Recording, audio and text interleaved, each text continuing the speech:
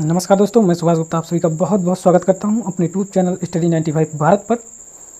आज की जो वीडियो है ये विज्ञान की वीडियो है, साइंस की वीडियो है। ये क्लास 10 की है। इसमें हम आपको बताएंगे कि जो रासायनिक अभिक्रिया एवं समीकरण आपका चैप्टर नंबर 1 है, इसमें कुछ आपके टॉपिक थे कि ऊष्माशोषी अभिक्रिया क्या होती है, विस्थापन अभिक्रिया क्या होती है और द्विविस्थापन अभिक्रिया क्या होती है। इन सभी के बारे में बताया जाएगा। तो चलिए शुरू करते हैं। ये वीडियो हमारी पार्ट 4 है।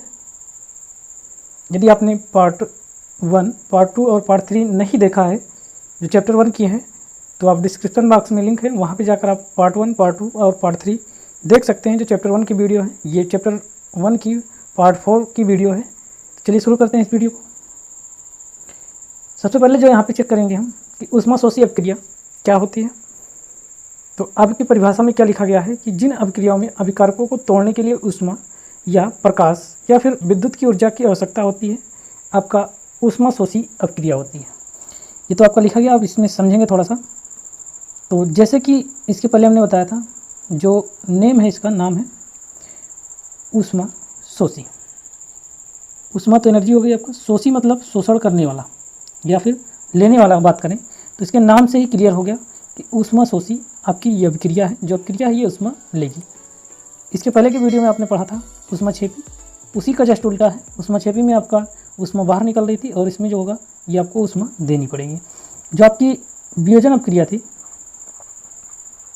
वियोजन अभिक्रिया के जो पार्ट थे आपके, एक पार्ट था आपका प्रकाशीय वियोजन और एक था वैद्युत वियोजन। इन दोनों में हम क्या कर रहे थे, ऊष्मा देकर उस अभिक्रिया को करा रहे थे। तो ऊष्माशोषी का जो भी एग्जाम्पल होगा आपके वियोजन अभिक्रिया के, प्रकाशीय वियोजन और वैद्युत वियोजन के जो एग्जाम्पल थे, जो उदाहरण थे, वही इसमें भी लिखे जा सकते हैं। चलिए उदाहरण की बात कर लेते हैं। चलिए पहला उदाहरण लेते हैं, जल ले लेते हैं H2O। अब इसमें वैद्युत धारा प्रवाहित करवाते हैं।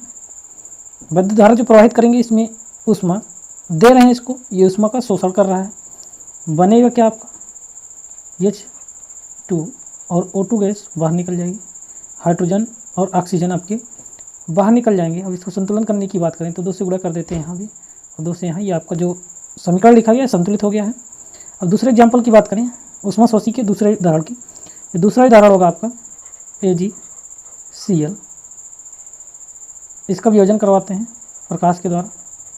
प्रकाश के द्वारा इसको ऊष्मा दे रहे हैं। ये होगा क्या, 2Ag बनेगा प्लस Cl2। समीकरण को संतुलित कर लेते हैं। 2 से यहाँ पे आपको गुणा करना होगा AgCl में, कि आपका समीकरण जो है संतुलित हो गया। इसी प्रकार से तीसरा देखते हैं। जो तीसरे आपके रिएक्शन है, तीसरा उदाहरण है, इसमें ले लेते हैं AgBr, सिल्वर ब्रोमाइड। ऊपर वाला आपका सिल्वर क्लोराइड था, ये भी इसी प्रकार से कुछ टूटेगा, 2Ag plus Br2, silver plus bromine. जो सिल्वर क्लोराइड था ये आपका टूटा सिल्वर प्लस क्लोरीन, और जो सिल्वर ब्रोमाइड था ये आपका टूटा सिल्वर प्लस ब्रोमीन। तो ये तो आपके थे ऊष्माशोषी के कुछ उदाहरण। और ऊष्माशोषी अभिक्रिया क्या होती है, कोई भी अभिक्रिया होगी उसमें हम आपके जो अभिकारक होंगे उसको तोड़ने के लिए जो भी ऊष्मा लगाते हैं, तो ऊष्मा लगाएंगे यदि हम, तो आपकी ऊष्माशोषी होगी। यदि आपकी ऊष्मा बाहर निकल रही है तो ऊष्माक्षेपी अभिक्रिया होगी। जो आपकी वियोजन अभिक्रिया होगी ये हमेशा लगभग आपकी ऊष्माशोषी अभिक्रिया होगी। किसी का भी वियोजन कराएंगे तो उसमें आपको एनर्जी देनी पड़ेगी, और जैसी एनर्जी हमने दिया वो आपके लिए आपकी ऊष्माशोषी अभिक्रिया तुरंत हो जाती है। चलिए आगे देखते हैं। जो आपकी अगली हेडिंग है विस्थापन अभिक्रिया। आगे आपका विस्थापन अभिक्रिया है। विस्थापन अभिक्रिया में बात करें, जैसे कि इसका नाम है विस्थापन। विस्थापन का मतलब होता है हटा देना या फिर विस्थापित कर देना, एक दूसरे के स्थान से इसको हटा देना या फिर विस्थापित कर देना। अब इसकी परिभाषा क्या होगी, जो हम एग्जाम में लिखेंगे कि इन अभिक्रियाओं में अत्यधिक या अधिक क्रियाशील तत्व कम क्रियाशील तत्व को उसके यौगिक से विस्थापित कर देता है। जो आपकी अभिक्रिया होगी इसमें किसी 2 पदार्थ को मिलाएंगे, तो दोनों पदार्थ में आपके 2 प्रकार के एलिमेंट होंगे, 2 प्रकार के तत्व होंगे। तो जो आपका कम क्रियाशील तत्व है वह विस्थापित हो जाएगा अधिक क्रियाशील तत्व के द्वारा। इस बात को फिर से समझिए। जैसे मान लेते हैं कि कोई भारी चीज़ है और कोई एक हल्की चीज़ है। जो भारी चीज़ होगी वह हल्की चीज़ को दबा देगी। इसी प्रकार से जो आपका रिएक्शन होगा, जिसकी क्रियाशीलता ज़्यादा होगी, वह कम वाले को उसके साथ हटा देगी। तो एग्जाम्पल की बात करें इसकी, तो एग्जाम्पल आपके लिखे गए हैं Fe आयरन जो कि सॉलिड है, उसके बाद कॉपर सल्फेट का हम विलयन लेते हैं एक्वस जो जलीय है। अब यहाँ से कॉपर सल्फेट से SO4 निकलेगा। SO4 आपका आयन है, यहाँ से इतना SO4 निकल जाएगा। निकलने के पश्चात ये जाएगा किसके पास, ये आयरन के पास जाएगा। आयरन आपके पास अकेला था पहले, अब Fe पहले से था और उसके साथ SO4 मिल जाता है तो ये बन जाता है FeSO4। और जो कॉपर था आपका अकेले बचेगा, यही कॉपर अब यहाँ पे आके अकेले लिख उठता है। तो जो आपका रिएक्शन होगा ये आयरन और कॉपर सल्फेट के विलयन का, तो यहाँ से आपके बनेगा जो फेरस सल्फेट FeSO4 बनेगा और वहाँ से आपका कॉपर बाहर निकल जाएगा सॉलिड के रूप में। जो FeSO4 होगा ये आपका एक्वस जलीय प्राप्त होगा। अब इसमें बात करते हैं एग्जाम्पल की।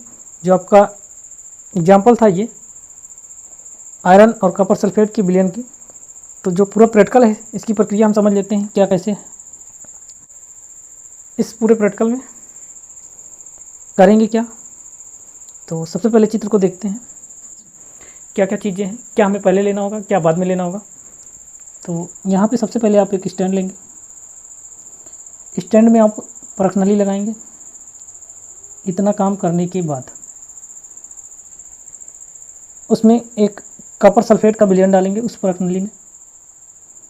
कॉपर सल्फेट का विलयन जैसे ही डाला, एक धागे की सहायता से लोहे की कील उसमें डाल देंगे। लोहे की कील जब डालते हैं तो इसमें भूरे रंग की परत जम जाती है।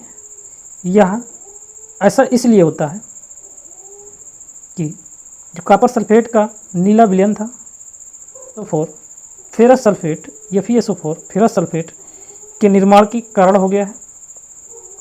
फिर से हमारी बात को समझिएगा। जो लोहे की कील है उस पर भूरे रंग की जो परत जम गई है वह इसलिए जम जाती है। जो कॉपर सल्फेट का पहले नीला विलयन था, अब वह फेरस सल्फेट के कारण उसका रंग हरा हो गया है। उदाहरण की बात करें, पूरे प्रैक्टिकल में जो आपका रिएक्शन होगा किस प्रकार से होगा, तो पहला रिएक्शन तो था आपका कि हमने आयरन जैसे कील उसमें डाली कॉपर सल्फेट के विलयन में, तो कॉपर आपका जम जाता है, परत जम जाती है उसकी, और फेरस सल्फेट एक्वस जलीय रूप में प्राप्त हो जाता है। अब जिंक को हम मिला देते हैं कॉपर सल्फेट के विलयन में। अब इसकी क्रियाशीलता देखते हैं कि अभी तक जो था हम आयरन की एक कील ले रहे थे और जिंक की यदि ली जाए तभी आपका कॉपर विस्थापित हो जाएगा। उदाहरण जो था इसको देख लेते हैं।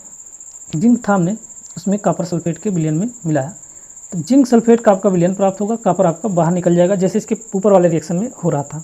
तो यहाँ से ये निकल के आता है कि जिंक जो है ये कॉपर से अधिक क्रियाशील तत्व है। जिंक जो है कॉपर से अधिक क्रियाशील तत्व है। इस बात को फिर से समझिएगा। कोई भी आपका यौगिक होगा, जैसे कि कॉपर सल्फेट आपका था, कॉपर सल्फेट में दो लोग हैं, एक कॉपर है एक सल्फेट SO4 है, Cu है प्लस SO4 है। अब इन दोनों में मान लेते हैं Zn को मिला दिया जाता है। जैसे ही Zn हम मिलाते हैं, जिंक मिलाते हैं, वैसे जो जिंक है आपका ये अधिक क्रियाशील तत्व है। किससे? कॉपर से। कॉपर से अधिक क्रियाशील तत्व है, इसका मतलब क्या होगा, कॉपर की जगह ये हो जाएगा, तो ये आपका कॉपर की जगह हो जाता है जिंक सल्फेट, और कॉपर आपका बाहर निकल जाता है। ये आपकी थी विस्थापन अपक्रिया। विस्थापन अपक्रिया में एक जो आपका एलिमेंट होगा दूसरे एलिमेंट को ही विस्थापित करेगा। सिंगल एलिमेंट को विस्थापित कर रहे थे, जैसे कि जिंक अकेला था, ये आपका कॉपर को विस्थापित कर देगा। जिंक के साथ कोई नहीं था, सिर्फ सल्फेट यहाँ पे SO4 इसके साथ जुड़ जाएगा और कॉपर आपका अलग हो जाएगा। इसके बाद हम रिएक्शन देखेंगे कि द्विविस्थापन अपक्रिया क्या होती है। द्विविस्थापन जो आपकी अपक्रिया थी, इसमें आपके दो एलिमेंट होंगे, दोनों एक दूसरे के आयन को या यौगिक के बीच के आदान प्रदान करेंगे। जैसे कि इसमें लिखा गया है कि द्विविस्थापन अपक्रिया में, इन अपक्रिया में उत्पादों का निर्माण दो या दो से अधिक यौगिकों के बीच आयनों के आदान प्रदान से होता है। जो आयन होंगे इनका आदान प्रदान होगा। आदान प्रदान कहने का मतलब ये है कि एक दूसरे के आयन ट्रांसफ़र हो जाएंगे, वह पहला वाला दूसरे का आयन ले लेगा और दूसरा वाला पहले का। तो द्विविस्थापन नाम से इसकी क्लियर है कि जो विस्थापन अभी तक हो रहा था, विस्थापन अपक्रिया हमने पढ़ा, उसमें केवल एक सिंगल एलिमेंट आपका, सिंगल तत्व जो था विस्थापित हो रहा था, इसमें 2 एलिमेंट आपके विस्थापित हो जाएंगे। उदाहरण की बात करते हैं तो सोडियम सल्फेट है Na2SO4, जो Na2SO2 लिखा गया है ये थोड़ा सा मिस्टेक है इसमें, यहाँ पे Na2SO4 होगा,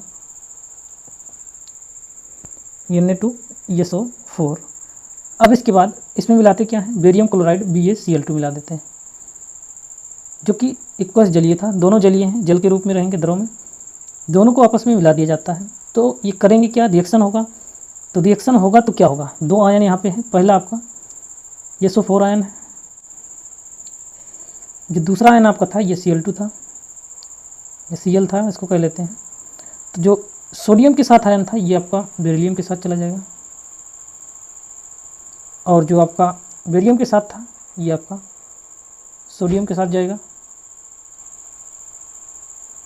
तो यहाँ से ये रिएक्शन होगा तो ये क्या बनेगा, BaSO4 और NaCl, BaSO4 और NaCl बनेगा, बेरियम सल्फेट और सोडियम क्लोराइड। अब ये जानेंगे कैसे कि बेरियम सल्फेट और सोडियम क्लोराइड कैसे हमें मिल रहा है। तो जैसे ही हम सोडियम सल्फेट में बेरियम क्लोराइड को मिलाते हैं तो बेरियम सल्फेट जो होता है यह सफ़ेद अबिले अवक्षेप का निर्माण करता है। कहने का मतलब जो बेरियम सल्फेट होगा BaSO4 होगा, ये वाइट कलर में कुछ अबिले कहने का मतलब ये विलय नहीं होगा, उसमें घुला नहीं होगा, एक जलीय में, जल में एक अवक्षेप, कहने का मतलब ऊपर बैठा हुआ कुछ आपके वाइट कलर के पदार्थ के टाइप में दिखाई देगा। तो यही आपकी जो अपक्रिया थी, द्विविस्थापन अपक्रिया थी,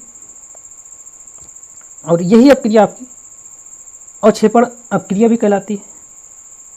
तो ये था आज का टॉपिक कि ऊष्माशोषी अपक्रिया किसे कहते हैं, विस्थापन अपक्रिया किसे कहते हैं और द्विविस्थापन अपक्रिया किसे कहते हैं। उम्मीद करते हैं यह टॉपिक आपको पूरी तरह से समझ में आया होगा। यदि नहीं समझ में आया है तो कमेंट बॉक्स में नो लिख सकते हैं, और यदि आपको समझ में आ गया है पूरी तरह से तो कमेंट बॉक्स में यस लिखकर हमें बता सकते हैं कि यह वीडियो हमें समझ में आ चुकी है। तो वीडियो देखने के लिए बहुत बहुत धन्यवाद। ऐसी वीडियो फिर लेकर मिलेंगे, तब तक के लिए जय हिंद, जय भारत।